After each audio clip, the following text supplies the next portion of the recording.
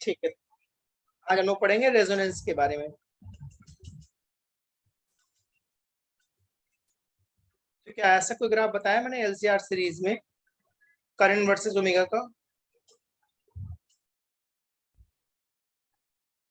Yes sir, शायद आपने बताया था लास्ट टाइम। ऐसा ग्राफ बनता है, करंट पहले इंक्रीज होगा फिर डिक्रीज होगा। Yes sir.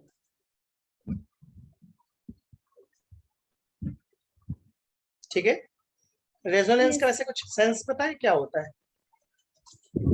सर, हमें बताया था जब वो फ्रीक्वेंसी, किसी एक चीज की फ्रीक्वेंसी दूसरे चीज की हमारी फ्रीक्वेंसी अगर किसी और चीज की फ्रीक्वेंसी के साथ मैच कर जाए, जैसे हमें एग्जांपल दिया था, अगर हम जिस फ्रीक्वेंसी से किसी स्विंग को झुलाएंगे एंड अगर वो स्विंग की जो एक्चुअल फ्रीक्वेंसी है उससे मैच कर जाएगी तो फिर रेजोनेंस होगा, वो तेज तेज घूमने लगेगा। कोई डिवाइस पता है जो रेजोनेंस पे काम करती है?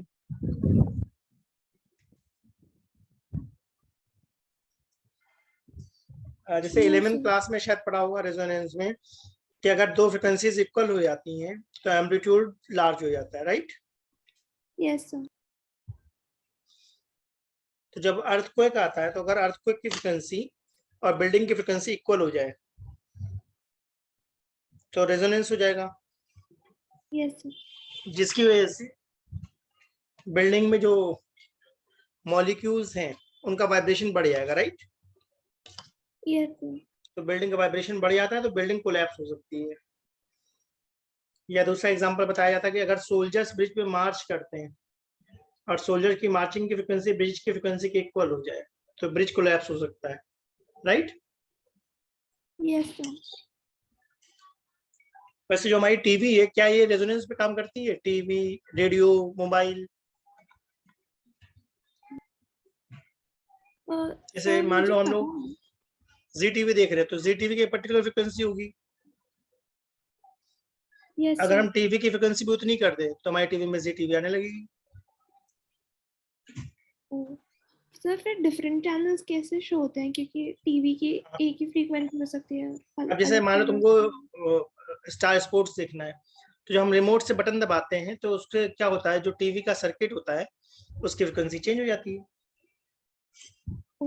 Okay sir. इसका नाम टीवी की फ्रिक्वेंसी को चेंज कर सकते हैं, राइट? Yes sir. रेडियो में कभी ट्यूनिंग करी है? सर सुना है पर मैंने खुद से नहीं करी। जैसे कार में हम लोग रेडियो यूज करते हैं तो एक तो ऑटोमेटिक चैनल होता है यस सर। और एक स्कैनिंग का ऑप्शन होता है। Yes sir. तो जब हम स्कैनिंग करते हैं तो एक पर्टिकुलर फ्रिक्वेंसी में म्यूजिक बिल्कुल क्लियर आता है, राइट? Yes sir. तो यहाँ पे मैंने बोला दो फ्रिक्वेंसी होनी चाहिए। एक फ्रिक्वेंसी हमारी कौन है? External energy source.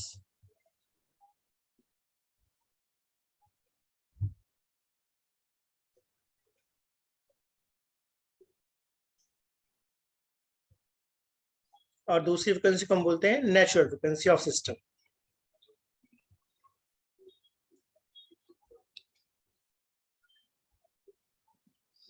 तो मैंने बोला अगर नेचुरल फ्रिक्वेंसी ऑफ सिस्टम और एक्सटर्नल एनर्जी सोर्स की फ्रिक्वेंसी इक्वल हो जाए तब क्या होगा? Sir amplitude resonance. लार्ज हो जाएगा, यानी करंट बहुत ज्यादा हो जाएगी। Yes sir. ठीक है, तो क्या हमने कुछ ऐसा पढ़ा था condition for resonance? Yes sir पढ़ा था। XL equal to XC. XL को हम क्या ले सकते हैं? Omega L L omega. या एल यस सर। ओमेगा, और एक्सी को 1/c ओमेगा। यस तो सर। क्या ओमेगा के सबस्क्रिप्ट में मैं ओमेगा आर लिख रहा हूँ यस सर। ये बताने के लिए कि वो रेजोनेंस फ्रिक्वेंसी है। रेजोनेंस। तो क्या यस सर। ओमेगा आर हमारा 1/√LC बन जाएगा? यस सर बन जाएगा। जब भी रेजोनेंस होता है तब हमारा जेड क्या होगा?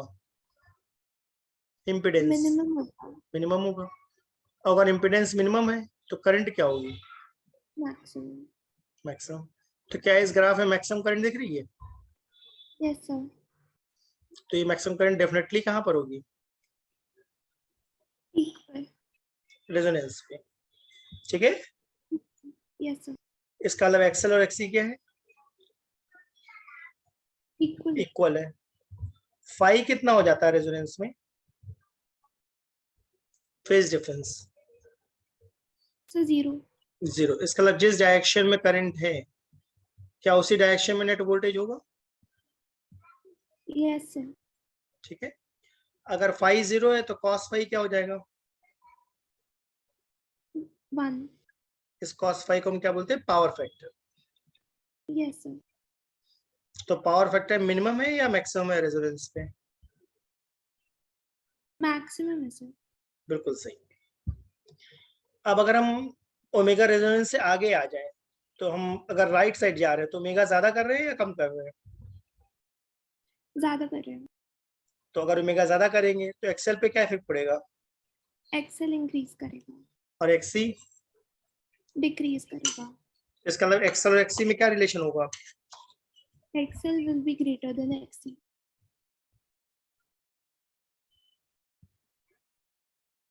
अगर एक्सेल ज्यादा है तो इसका मतलब जो वोल्टेज है वो करंट को लीड करेगा। कितने एंगल से? Phi angle. 5।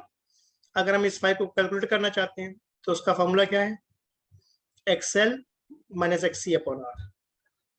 ठीक है। Yes sir. एक्सएल ज्यादा है तो उसको हम बोलते हैं इंडक्टर डोमिनेटेड सर्किट। तो रेजोनेंस के बाद वाली फ्रिक्वेंसीज में क्या होता है? इंडक्टर डोमिनेंट होता है। बिल्कुल सही। और रेजोनेंस में क्या होता है? रेजिस्टर डोमिनेंट होता बहुत बढ़िया। को हमें बोलना चाहिए रेजिस्टेंस डोमिनेटेड सर्किट जब रेजोनेंस है, राइट? है। Yes sir. पीक पे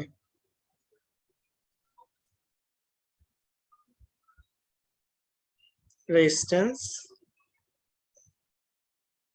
डोमिनेटेड सर्किट।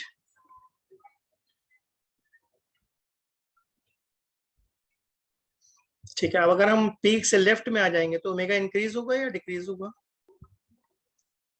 सर डिक्रीज होगा। अगर ओमेगा हम डिक्रीज कर रहे हैं तो एक्सेल पे क्या इफेक्ट पड़ेगा?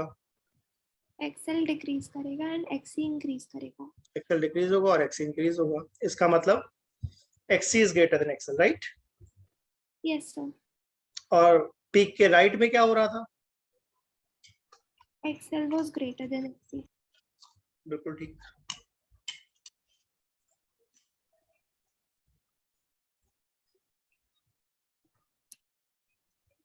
अगर कैपेसिटर डोमिनेट कर रहा है यस सर। तो उसमें अगर ग्राफ को ध्यान से देखो तो वोल्टेज लीड करेगा या लैग करेगा? वोल्टेज लैग करेगा।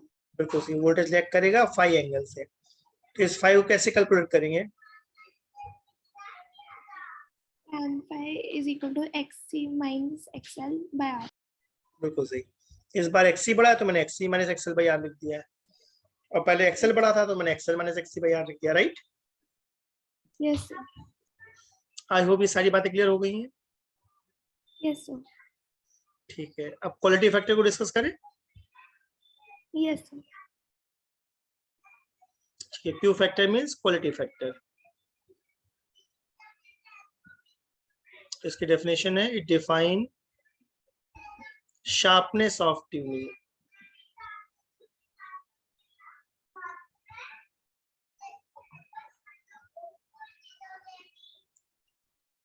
sharpness of tuning at resonance।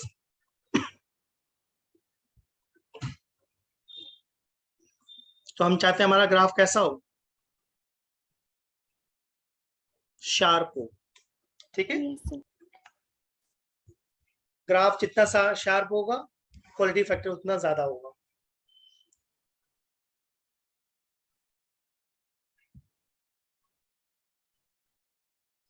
तो मैंने दोबारा ग्राफ ड्रॉ करा है करंट वर्सेस ओमेगा का।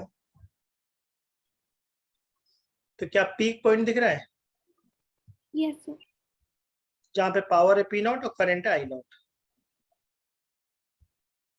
और ऐसा कब हो रहा है? ओमेगा रेजोनेंस पे, जिसको मैंने ओमेगा नॉट सिंबल दे दिया है। ठीक है। Yes sir. अब मैं चाहता हूं, दो पॉइंट्स मुझे ऐसे दिख रहे हैं जिन पे पावर क्या हो गई है? हाफ। हाफ। और पावर होता है I square R, right? Yes, sir. तो क्या power proportional to I square है? Yes, sir. तो अगर पावर हाफ हो गई है तो करंट पे क्या इफेक्ट पड़ना चाहिए? वो 1/4 होना चाहिए। 1/4 या 1/√2? Oh, yes, sir. 1/2. नोटिस करा? Yes, sir. इन पॉइंट्स को हम लोग बोलते हैं half power points. Half power points. इसका मतलब ऐसे पॉइंट्स जहां पे पावर क्या हो गई है? Half half. of it. तो मैंने एक फ्रिक्वेंसी को ओमेगा 1 नेम दे दिया और दूसरी को ओमेगा 2 नेम दे दिया है। ठीक है? Yes, sir. क्या डायग्राम में डेल्टा ओमेगा दिख रहा है? Yes, sir. तो क्या हम ओमेगा 1 को कह सकते हैं omega 0 plus delta omega?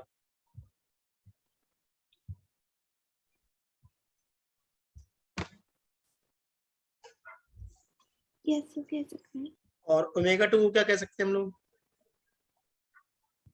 Omega naught minus delta omega. Omega 0 minus delta omega. Perfect. अगर इनको हम सब्ट्रैक्ट कर दें तो क्या होगा?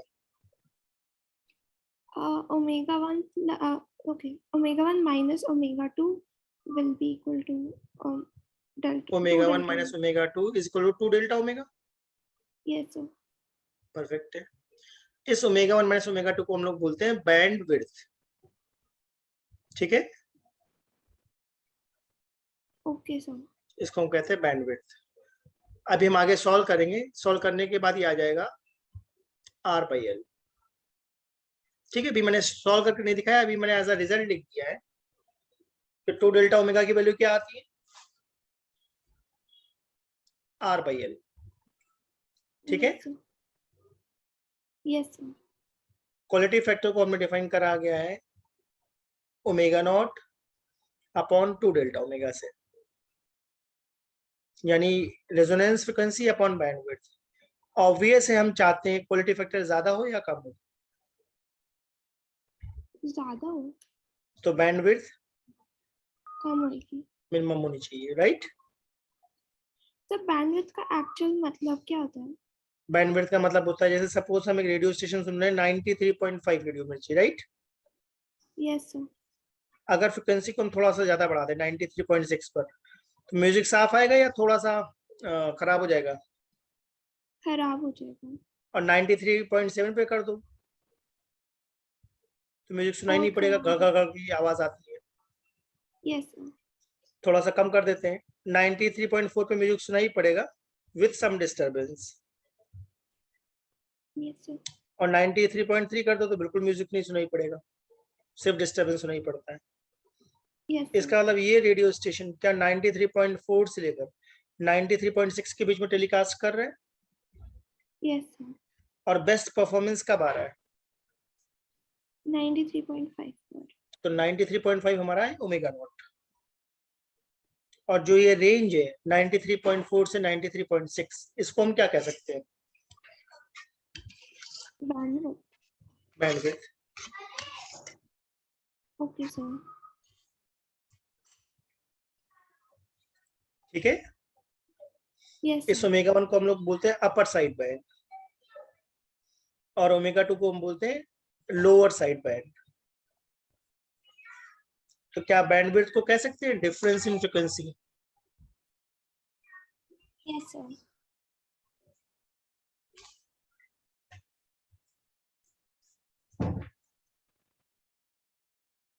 Upper side band. सर हाँ बोलो ना। सर एक और चीज, ये R/L की इक्वल कैसे आया? हाँ मैंने कहा अभी करेंगे इसको इम्प्रूव। अभी तो मैंने एज अ रिजल्ट लिखा, राइट? अच्छा ओ ओके सर। अब इसको करेंगे। अभी तो मैं देखो कुछ और बताना चाहता हूँ, 2 डेल्टा ओमेगा को क्या हम R/L कह सकते हैं? Yes sir. तो ये कितना बन जाएगा? L omega 0/R। तो क्या ये एक्सेल बन गया? Yes sir. सॉरी, रेजोनेंस में क्या हम एक्सेल को XC कह सकते हैं? यस सर कह सकते हैं। तो मैंने एक्सएल को रिप्लेस करके एक्सी लिख दिया है। एक्सी का फॉर्मूला क्या होता है? 1/c omega. तो 1/c ओमेगा डाल दिया, ठीक है ना? Yes sir. अगर एक्सेल को मैं करंट से मल्टीप्लाई कर दूं, मल्टीप्लाई और डिवाइड, तो क्या ये वीएल बाई वी आर बन जाएगा? यस अगर सर। करंट से मल्टीप्लाई डिवाइड कर दूं तब? Yes sir.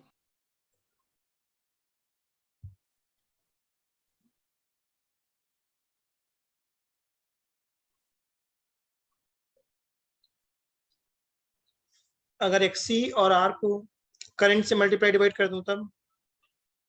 तो VC बाय VR बन जाएगा। ठीक है ना? Yes sir. ओमेगा का फॉर्मूला हमने क्या पढ़ा था? 1/√LC। ओके।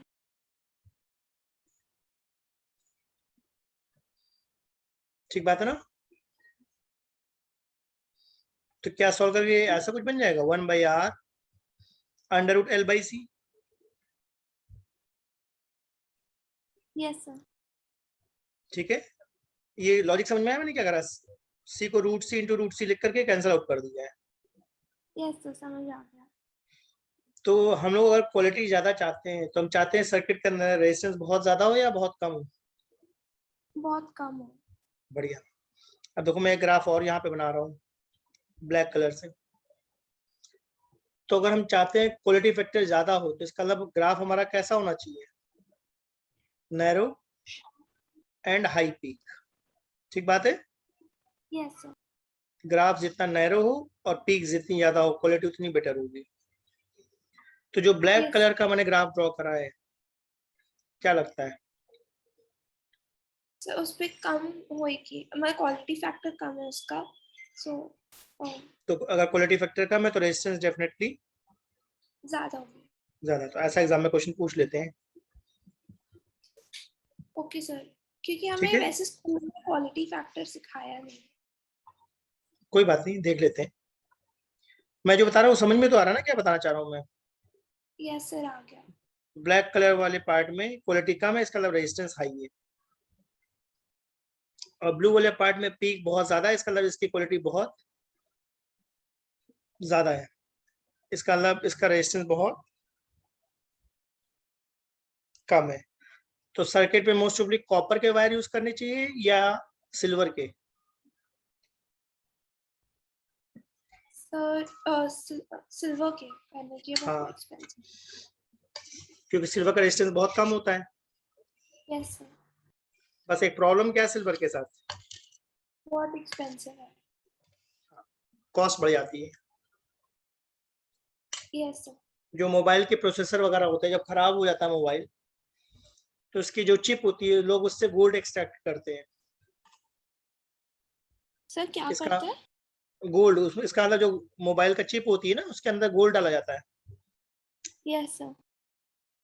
प्रोसेसर की स्पीड को बढ़ाने के लिए। गोल्ड बहुत अच्छा कंडक्टर है क्या? Yes sir, but silver better नहीं है गोल्ड से। वो एक बार गूगल पर चेक करना। सिल्वर होता ओके। काफी अच्छा, बट गोल्ड यूज करते तो कुछ ना कुछ पर्पस होता हुआ। Yes sir.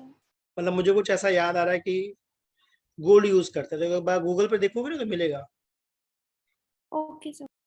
जो चिप होती है ना, उस चिप में गोल्ड होता है, तो उसको कुछ एक्सट्रैक्ट करते हैं वो लोग बर्निंग करके या किसी प्रोसेस से। स्मॉल अमाउंट होता है बट फिर भी गोल्ड समझ में आ रहा है क्यों डालते हैं? कि जिससे कि हाई यस सर। स्पीड हो, इसीलिए प्रोसेसर यस। वाला कॉस्टली होते हैं।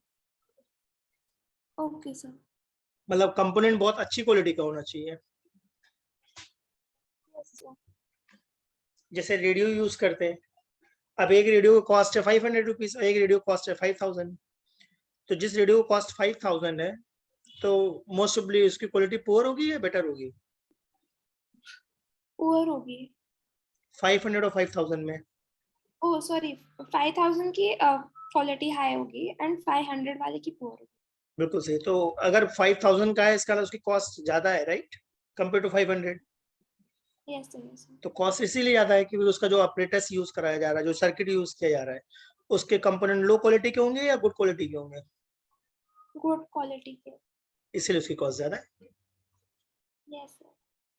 ठीक है, Yes, sir. अब देखते हैं हाफ पावर पॉइंट के बारे में डिस्कस करते हैं। हमने देखा 2 पॉइंट्स हैं जहां पे पावर हाफ है। एक को हमने ओमेगा 1 बोला था, राइट, और एक को हमने Yes, ओमेगा sir. 2 बोला था। ठीक है, ओमेगा 1 में पावर हाफ थी और करंट क्या हो गई थी? By root 2. 1/√2। Yes, sir. 1/√2. ठीक है, ओमेगा नॉट पे जेड कितना, आई पावर थी पी नॉट, करंट थी आई नॉट, और जेड कितना था? आर। R. ठीक है, Yes, तो अब sir. ओमेगा 1 पे अगर ध्यान दो, ओमेगा 1 पे क्या लग रहा है, क्या होगा? क्या current I not by root 2 हो गई है? Yes, sir. इसका मतलब जेड पे क्या इफेक्ट पड़ा होगा? Z बढ़ गया होगा. बढ़ गया होगा, √2 टाइम्स हो गया होगा। Yes, sir. Root 2. इसका मतलब जो Z1 है वो आर है या √2 टाइम्स आर है? Root 2 times R. बढ़िया। और ओमेगा 1 पे एक्सएल और एक्सी में कौन ज्यादा होना चाहिए? XL. ओमेगा ज्यादा है तो एक्सएल ज्यादा होगा, राइट। Yes, sir. जेड का फॉर्मूला में क्या पता है? XL minus XC whole square plus R square. Perfect है।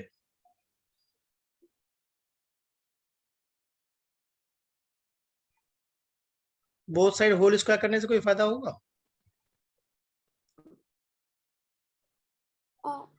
Yes, sir. Under root हट जाएगा. ठीक है, तो मुझे लगता है होल स्क्वायर करने पे हो जाएगा XL minus XC whole square equal to 2r square minus r square. Yes, sir. तो एक्सएल माइनस एक्सी की वैल्यू क्या आ गई? R square आ गई. अच्छा, XL मुझे minus XC की R आ गई. r आ जाएगा, राइट। Yes, sir. तो एक्सएल को हम क्या लिखेंगे? ओमेगा 1l, और एक्सी को Yes. 1 upon omega 1C. Logical लग रहा है। Yes, sir. जैसे मैंने ओमेगा 1 को सोल्व करा, अब मैं सोच रहा हूँ किसके बारे में? Omega 2. ओमेगा 2। तो ओमेगा 2 में क्या रिलेशन होगा? ओमेगा कम हो गया है तो पक्का एक्सएल और एक्सी में कौन ज्यादा होगा? XC. तो इस बार मुझे क्या लिखना चाहिए? क्या XC जेड फिर minus. जेड पे क्या इफेक्ट पड़ेगा, पहले सोचिए। Yes, sir. Z इधर भी बढ़ जाएगा. बिल्कुल, यहाँ पर भी जेड √2 टाइम्स हो जाएगा, Yes, sir. सेम लॉजिक से। Yes, sir. क्योंकि करंट क्या हो गया है? Decrease by root 2 times. बिल्कुल से आई नॉट बाई √2 हो गया है। Yes, sir. और पावर क्या हो गया है? Power half हो गई. पावर हाफ हो गया है। तो इसका मतलब मुझे Z2 क्या लिखना चाहिए? √2r। Yes, sir. अब Z2 को लिखूंगा मैं under root r square plus, अब देखना ध्यान से, इस बार मैंने एक्सी माइनस एक्सएल लिखा है क्या? Yes, sir. वो आना चाहिए. XC बढ़ा है. XL. ठीक है, Yes, sir. फिर से होल स्क्वायर कर दूं? Yes, sir. ठीक है, होल स्क्वायर कर दिया। तो एक्सी माइनस एक्सएल कितना आ गया? R. एक्सी माइनस एक्सएल आ गया, परफेक्ट बात है ना। Yes, sir. जैसे फर्स्ट टाइम में क्या आया था, एक्सएल माइनस एक्सी आ रहा था, इस बार एक्सी माइनस एक्सएल आ रहा है, तो एक्सी को हम क्या लिखेंगे? 1 upon C. 1 upon omega 2. और एक्सएल को Omega 2N. ओमेगा 2। अब मैं चाहता हूँ इक्वेशन 1 और 2 को ध्यान से देखो, ऑब्जर्व करो, कोई आइडिया आ रहा तो बताओ। तो सब्ट्रैक्ट कर सकते हैं शायद. ठीक है, सब्ट्रैक्ट कर देते हैं। तो क्या 1 और 2 से हम ऐसा कह सकते हैं कि omega 1l plus omega 2l equal to 1/ω1c minus 1/ω2c।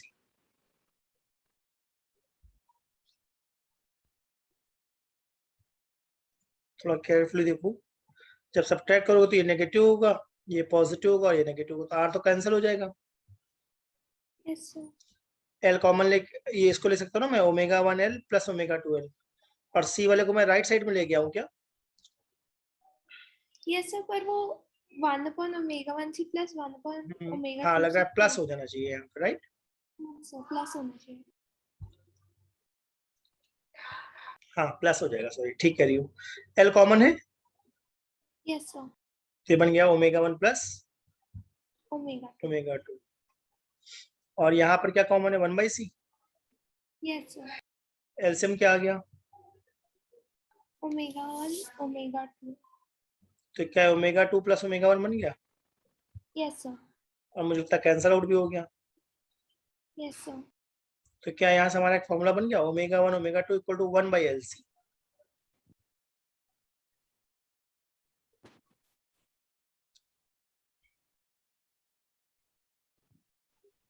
ध्यान दो,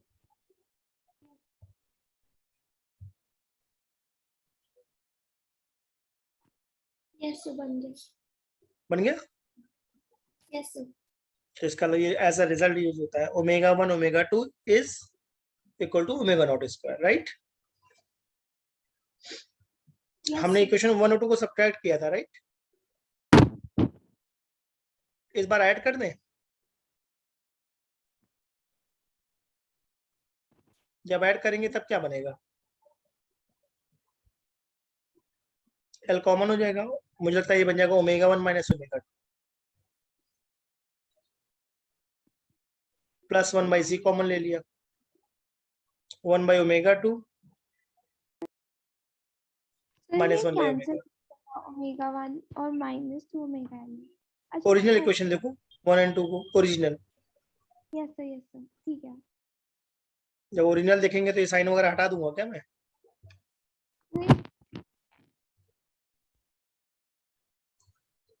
एल कॉमन लेंगे तो ओमेगा 1 माइनस ओमेगा 2 बन जाएगा, और 1/c कॉमन लेंगे,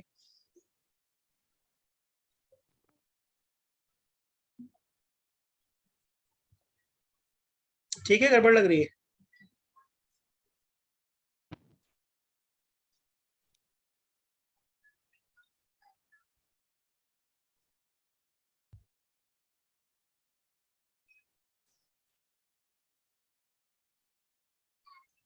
राइट और रॉन्ग?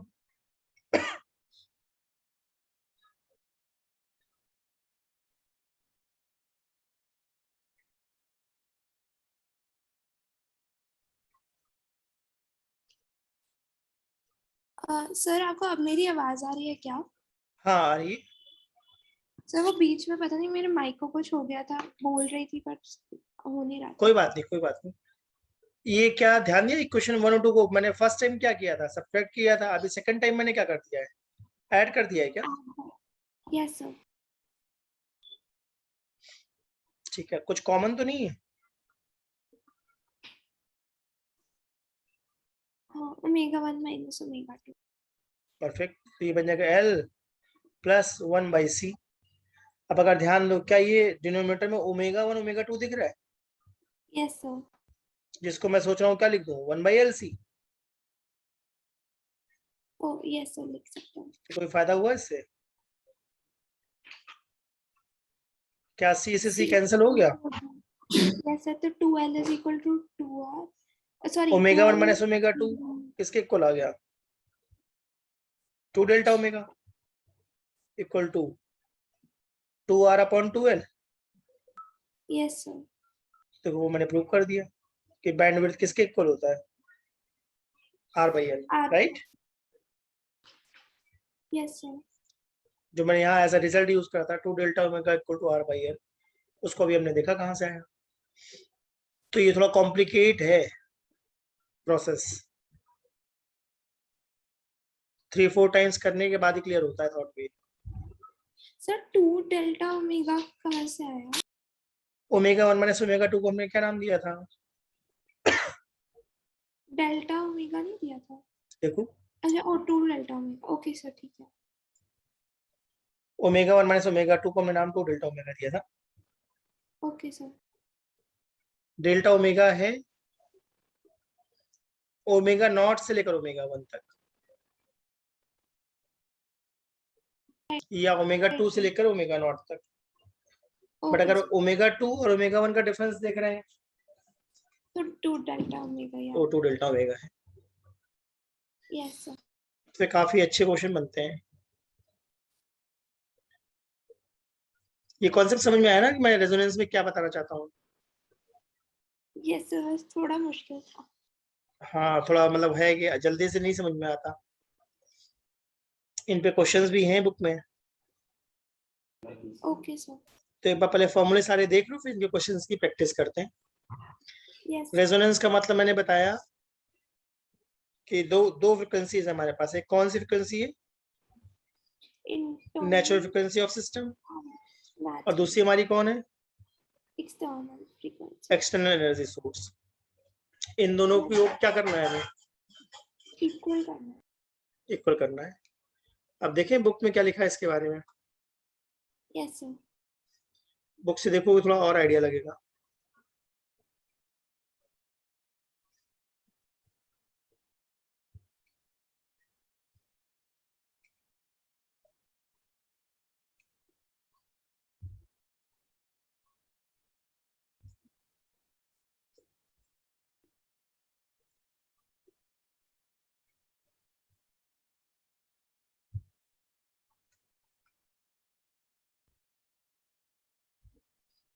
देखो ये टॉपिक है 7.6.3 रेजोनेंस। Yes sir.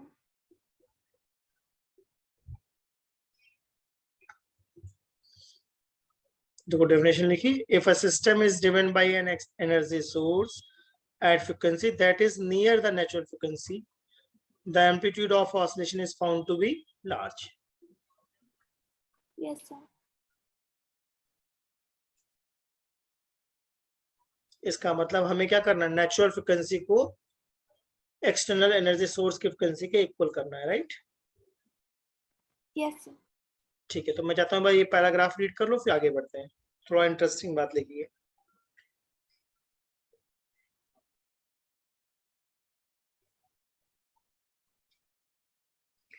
बाकी अगर डिटेल में देखना है तो 11th वाली बुक में देखना। Okay sir. ठीक है, उसमें रेजोनेंस को भी डिस्कस किया गया है, फोर्स्ड ऑसिलेशन को भी डिस्कस किया गया है, डैम्प्ड ऑसिलेशन को भी डिस्कस किया गया है। Okay sir. ठीक है, तो अब कह रहा है एक्सएल और एक्सी क्या हो गए हैं? इक्वल हो गए हैं क्या? Yes sir. तो हमारा इम्पीडेंस क्या हो जाएगा? मिनिमम आर के मिनिमम इक्वल। आर के इक्वल। परफेक्ट। अब एक्सएल इक्वल टू एक्सी से जो फ्रिक्वेंसी आएगी उसका नाम क्या है? Resonant frequency. Resonance frequency. ये क्लियर तो हो ना? ओमेगा कैसे 1/√LC आया? एक्सी को ओपन कर दिया, एक्सएल को ओपन कर दिया, क्रॉस मल्टीप्लाई कर दिया, यस सर। तो ओके। क्या ओमेगा नॉट स्क्वायर 1/LC के इक्वल आ गया? Yes sir. इसका एक फॉर्मूला मैंने आज और सिखाया है। ओमेगा नॉट स्क्वायर को ओमेगा 1 इंटू ओमेगा 2 भी कह सकते हैं, राइट? यस सर, कह सकते हैं। अब देखो बुक में दो ग्राफ बने हुए हैं। Yes sir. तो फर्स्ट ग्राफ के लिए रेजिस्टेंस कितना है? 100 ओम। मिनिमम ओ 100। और सेकंड ग्राफ के लिए कितना है? 200। तो जो सेकंड ग्राफ है, अगर रेजिस्टेंस डबल कर दिया तो करंट हाफ हो जाएगी क्या? Yes sir. तो फर्स्ट ग्राफ का पीक देखो कितने पर है, 1 पर है। और 1 सेकंड एम्पियर ग्राफ का? 0.5 एम्पियर पर। ठीक है ना? क्वालिटी किसकी ज्यादा है? फर्स्ट वाले की। फर्स्ट वाले की। Yes sir. लॉजिकल लगा? Yes sir. तो मैंने एग्जांपल दिया था रेजोनेंस का, जो रेडियो होता है, टीवी होता है, मोबाइल है हमारा, ये सब किस पे बेस्ड है? रेजोनेंस के और कॉन्सेप्ट। रेजोनेंट। Yes sir.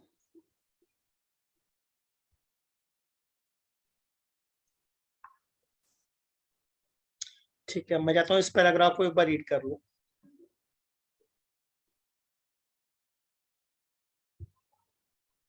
इस ऊपर वाली बात को भी रीड कर सकते हो, इससे भी थोड़ा अंडरस्टैंडिंग इंप्रूव होती है। Yes sir.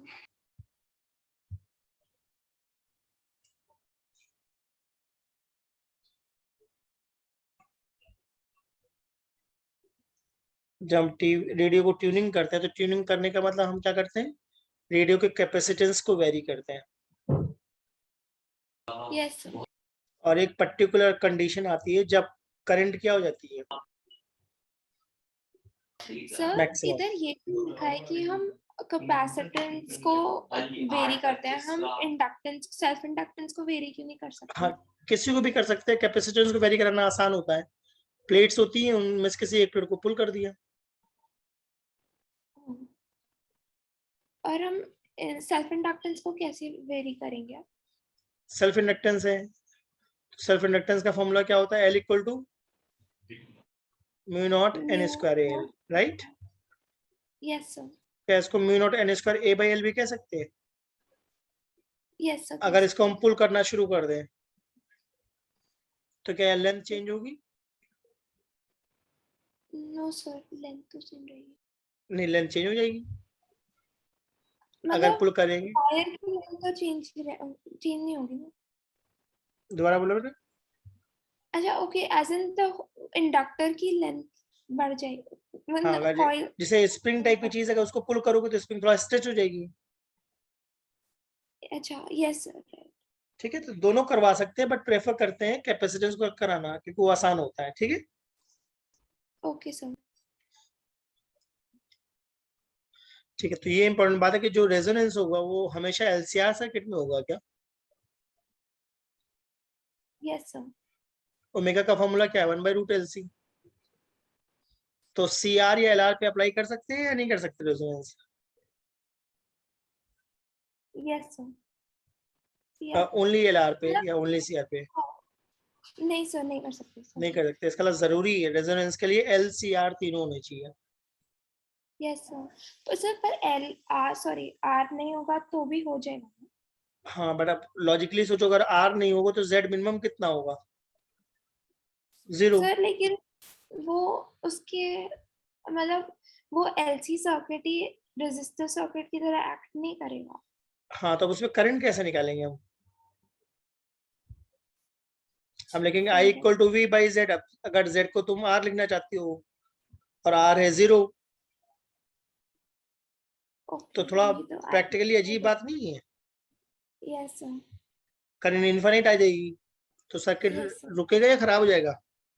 खराब हो जाएगा। और दूसरी बात, कोई भी सर्किट है कितना भी अच्छा यूज करो, रेजिस्टेंस 0 तो हम नहीं कर सकते हैं। यस सर, नहीं कर यानी सकते। R तो कंपल्सरी, R तो होगा ही होगा। Yes sir. ठीक है, फिर क्या हमने शार्पनेस ऑफ रेजोनेंस के बारे में कुछ डिस्कस किया था? सर एज एन एम्पलीट्यूड के बारे में ना? मतलब ये वही डेरिवेशन की बात कर रहे हैं।